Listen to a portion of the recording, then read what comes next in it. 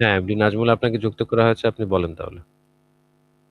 আহ, কিছুদিন আগে আপনাকে আমি ফোন দিছিলাম ওই যে একটা বিষয়টা নিয়ে আমার যে সম্ভবত যে র্যাবিসের ভ্যাকসিন দেওয়ার পরে আহ, আমার মুখে লালা চলে গেছে চোখে মুখে।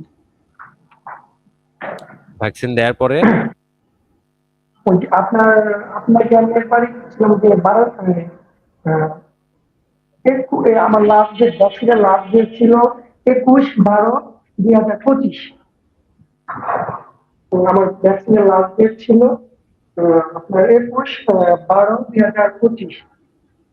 আচ্ছা। তারপর এই যে আজকালকে 5 তারিখ, কালকে তো 5 তারিখ আসলে 6 তারিখ, 5 তারিখে মানে আমার এক জায়গায় কেটে গেছে। মানে আমার সন্দেহ বশত সম্ভবত ভাবছি কি যে আমার হাতে কোনো নালা, পুরের নালা টালা আছে কিনা এরকম কিছু আমি একটু মানে এখানে কেটে গেছে তো এটা ধরছি। তো এটা আমার সন্দেহ লাগছে। এখন আমি তো ভ্যাকসিন দিচ্ছি আপনার সম্ভবত ওই যে 21 তারিখ, 21শে ডিসেম্বর। তো আমার এখনো মনে হয় এখানে কোনো প্রবলেম হইব। না, আপনার তো ইমিউনিটি অলরেডি আছে, আপনি তো অলরেডি ইমিউনাইজড। লাস্ট ডেট 21/12/2025, তখন কি আপনি পূর্ণ মাত্রায় টিকা নিয়েছিলেন? হ্যাঁ, ঠিক আছে স্যার। আপনাকে আমি এই বিষয়টা একবারই করছিলাম যে আমার চোখে মুখে লালা লাগিয়ে গেছিল। আপনি একবার আপনার সাথে কথা বলছিলাম আমি। আচ্ছা আচ্ছা। আচ্ছা, ওই তিনটা দুই পাশে তো দিছেন না? একদিন দুই পাশে করে করে হ্যাঁ, এভাবে দিছেন না, চামড়ার নিচে? হ্যাঁ, হ্যাঁ, হ্যাঁ, সামনের নিচে দিচ্ছি। এখন আমি আবার কালকে হয়েছে কি মানে এক থেকে আমার কেটে কিছু ওই জায়গায় ধরছি। ধরার পরে আমার তখন মনে হয়েছে কি যে আমার হাতের মধ্যে লালা লাগলো কিনা, তখন আমি তো ব্লাড বেড়েছে, ব্লাডের ব্লাডটা মুছতেছি। এখন কি মানে একটু সন্দেহ লাগছে এরকম।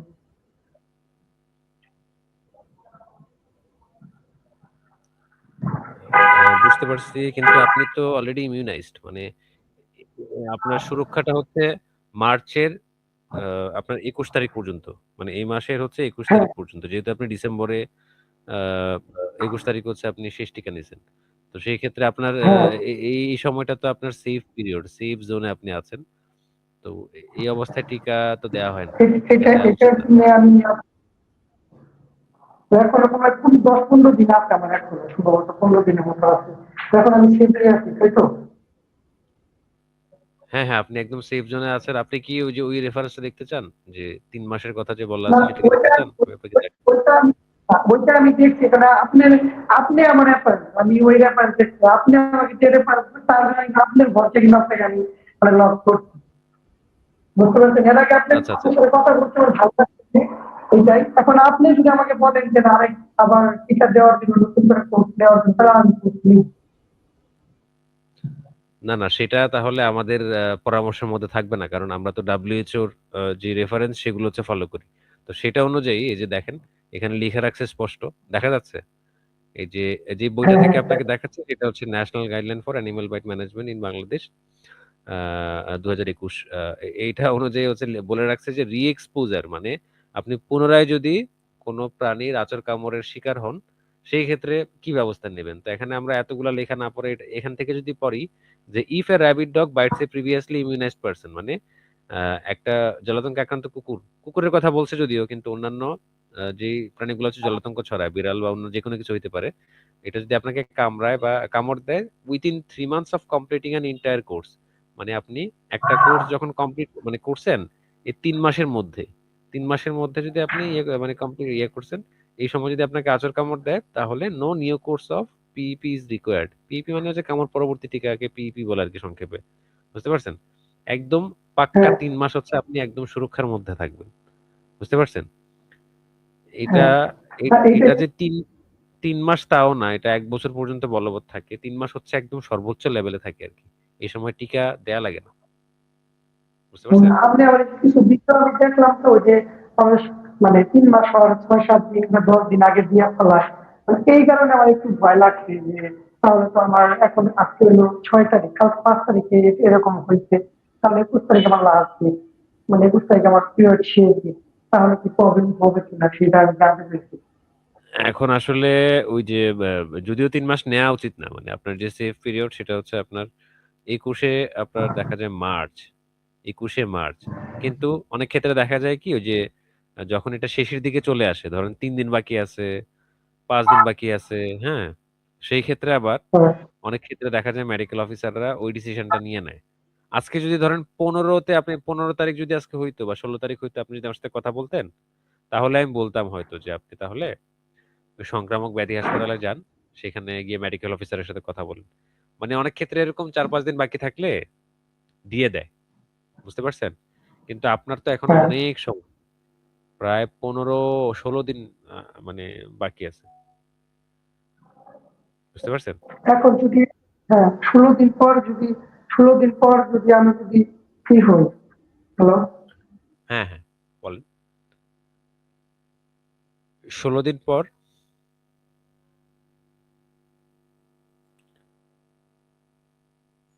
নাজমুল ভাই কি আমাকে শুনতে পাচ্ছেন?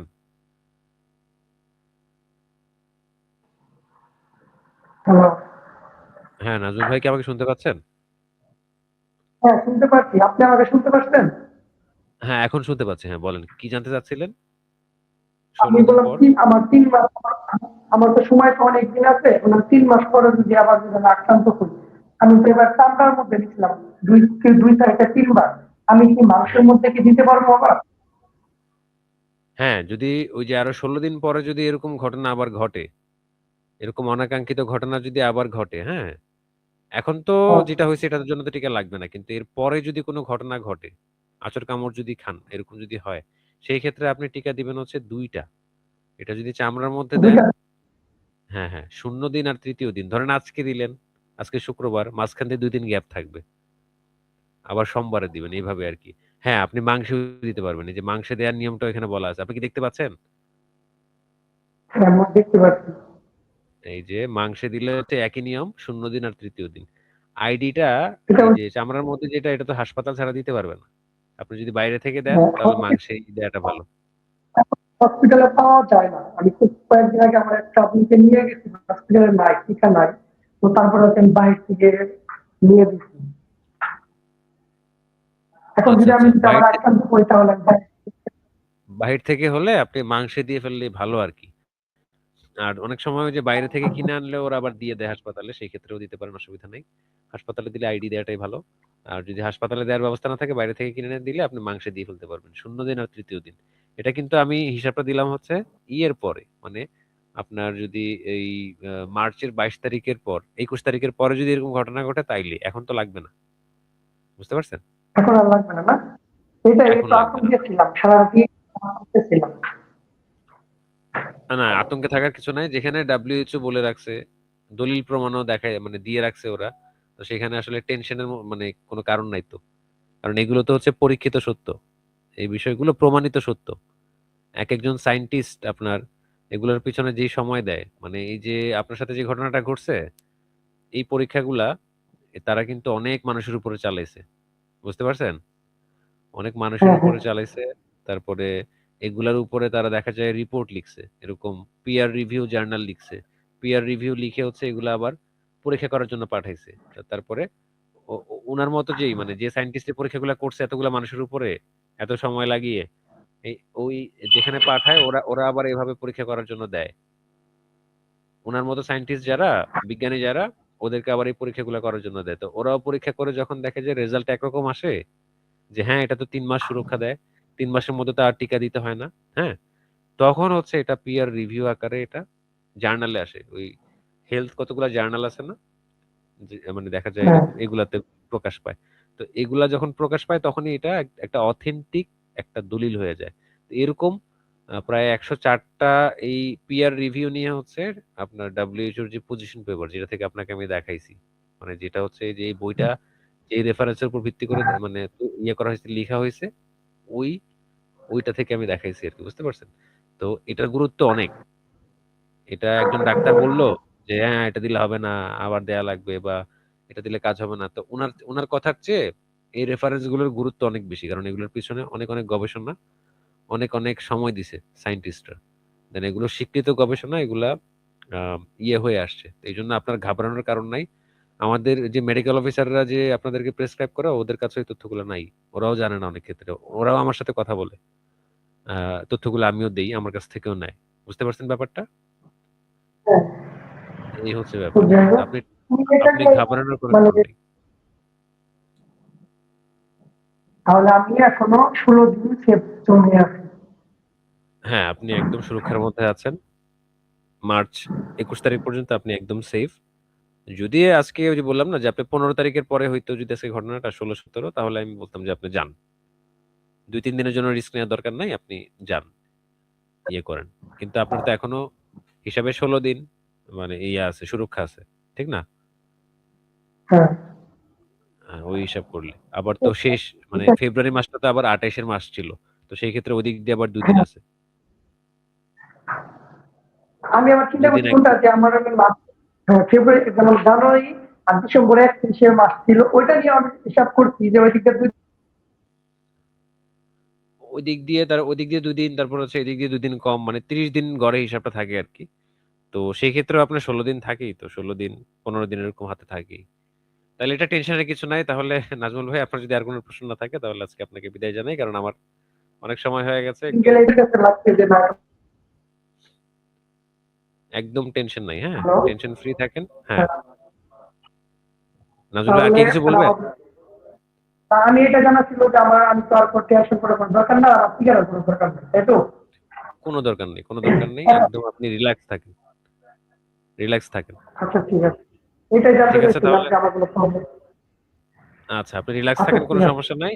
যদি 21 তারিখের পরে এরকম ঘটনা ঘটে সেক্ষেত্রে আপনি ২ টা শট দিলেই হবে। এর আগে টিকা নেওয়ার কোনো প্রয়োজন নেই। ঠিক আছে? তাহলে ভালো থাকেন আপনি। আচ্ছা ঠিক আছে। আচ্ছা ঠিক আছে। ঠিক আছে নাজমুল ভাই, তাহলে আপনাকে আজকে বিদায় জানালাম। ওকে।